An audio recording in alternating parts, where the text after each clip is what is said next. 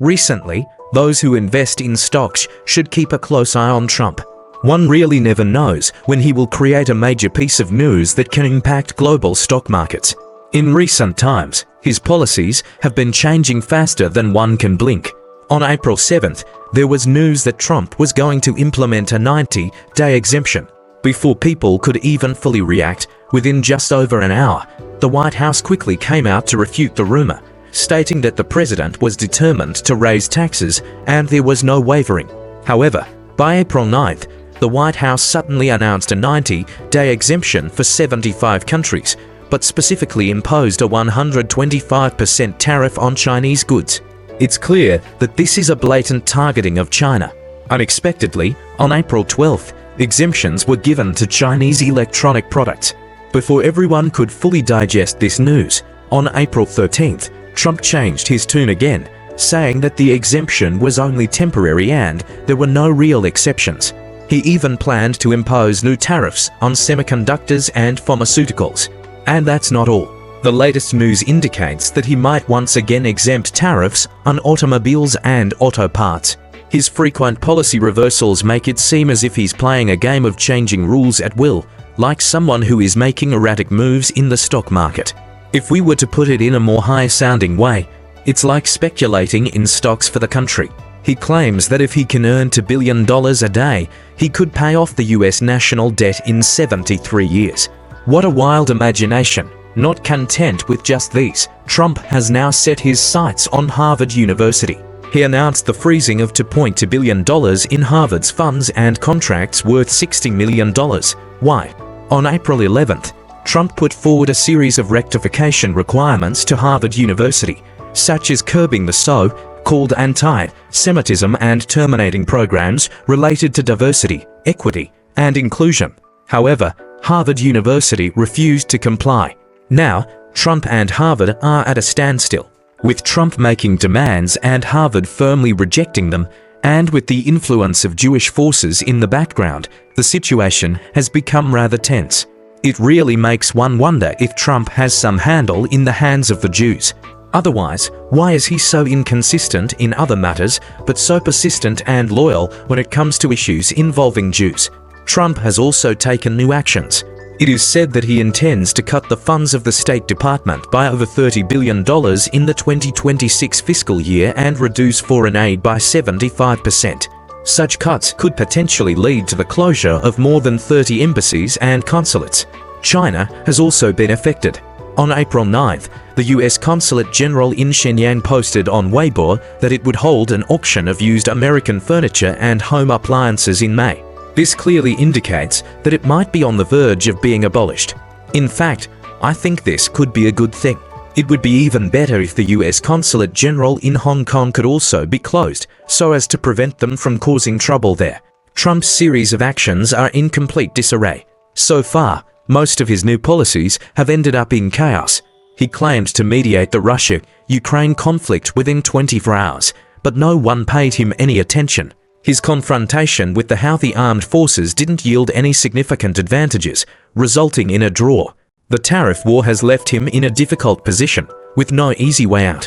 Even Musk's situation isn't going well. The morale within his company is low, and its development is facing numerous challenges. Musk himself has lost his former enthusiasm. The original goal of cutting $1 trillion seems a long way off, and the amount actually cut so far is even less than what Trump claims to have earned from stock speculation.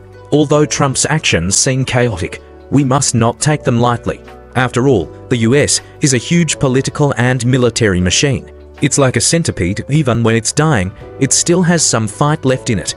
One never knows which of his actions might suddenly affect us. Now, let's talk about the immoral deeds of the US National Security Agency (NSA). Today, the Harbin Public Security Bureau in Heilongjiang Province offered a reward for the arrest of 3 US spies. In February of this year, the 9th Asian Winter Games was held in Harbin. During the event, the registration system, arrival and departure system, and registration system of the event, as well as the information infrastructure for scenic spots in Heilongjiang Province, was subjected to cyber attacks from abroad. On February 3rd, during the first ice hockey game, The attacks reached their peak after the game started. Later, when the public security organs investigated, they found that the mastermind behind the scenes was the US National Security Agency (NSA). The specific unit that carried out the attacks was the Data Reconnaissance Bureau of the Information and Intelligence Department under the NSA, with the code name S3. The Office of Tailored Access Operations, abbreviated as TA code name S32 under this Data Reconnaissance Bureau, in order to cover up the source of the attacks and protect the security of their cyber weapons. Purchased IP addresses from different countries through cover organizations and anonymously rented network servers in European, Asian, and other countries and regions. Don't think that cyber attacks are just about computer crash and data leaks.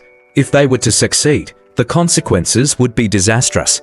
For example, if the ventilation systems, lighting systems in the event venues were compromised, or the broadcasting systems were hijacked to play false and terrifying news, or even if a loud noise was played, it could cause panic among American athletes and potentially trigger stampede accidents. During the Asian Winter Games, there was also an assisted self-driving vehicle fleet. If these vehicles were attacked and frozen while in motion, crashing around inside and outside the competition venues, the consequences would be equivalent to a terrorist attack. Moreover, the attackers might even try to shift the blame onto Chinese-made products. What's more, the police discovered that they also attempted to attack important targets in Heilongjiang province, such as those in the energy, transportation, water conservancy, communication, national defense, and educational sectors. Once these systems are breached, the entire society could be thrown into chaos. This isn't the first time the Americans have engaged in such immoral acts. In the 1980s, they implanted a Trojan virus in the natural gas pipeline management system ordered by the Soviet Union. As a result, equipment malfunctioned and a huge explosion occurred with a power equivalent to 3,000 tons of TNT, causing enormous losses to the Soviet Union. In 2010, the United States and Israel jointly developed the Stuxnet virus, which attacked Iran's nuclear facilities, rendering 1/5 of the centrifuges in Iran's uranium enrichment plant inoperable. In 2015, the chairman of the US House Homeland Security Committee even boasted that the network paralysis in North Korea in December 2014 was a retaliatory action by the United States. This time, the cyber attack launched by the US National Security Agency (NSA) during the Asian Winter Games was an attempted cyber terrorist attack. They aimed to cause trouble while Asian countries were gathering in Harbin. So, how should we view this incident? Firstly, making this matter public today has a significant warning effect. Imperialism has long-standing intentions to undermine us. Coincidentally, today is the National Security Education Day for all, and this is a vivid example. Secondly, it serves as an invisible deterrent. The fact that we can disclose this incident in such detail demonstrates our advanced network technology. Not only did we defend against the attack, but we also traced the source of the attackers along the network, uncovering their every move. In the announcement, their attack methods were listed, such as blind hitting with unknown vulnerabilities, file reading vulnerabilities, and short-term high-frequency targeted detection attacks. This makes the attackers aware that we have a thorough understanding of their situation. Their disguises are useless in front of us. Perhaps we even have undercover agents within their organization, causing them to be suspicious of each other. Furthermore, this incident provides ammunition for our trade war. Currently, this is just the beginning. The report mentioned that during the Asian Winter Games, NSA agents sent signals to devices installed with the Windows operating system in Heilongjiang, attempting to cause damage through system backdoors. This indicates that there are significant problems with the Windows system. It's possible that the US Department of Homeland Security has left numerous backdoors, facilitating their agents' free access, information stealing, and virus implanting activities. Microsoft is well known for having a large number of vulnerabilities. It constantly prompts users to install patches, and if the patches are installed too late, major problems may occur. On July 19th last year, all flights of the 3 major US airlines were suddenly grounded because the computers equipped with the Windows system crashed. Many international hotel chains, stock exchanges, cinemas, McDonald's restaurants, supermarket checkout counters, Japan's high-speed railways, and banks around the world were also affected. Moreover, Microsoft has been co-opted by the NSA. When it discovers vulnerabilities, it reports them to the NSA first, and the NSA decides whether to make them public. If not, these vulnerabilities become exclusive channels for the NSA and turn into their cyber weapons. Therefore, in the future, when a system vulnerability is discovered, it must be reported to one's own country first.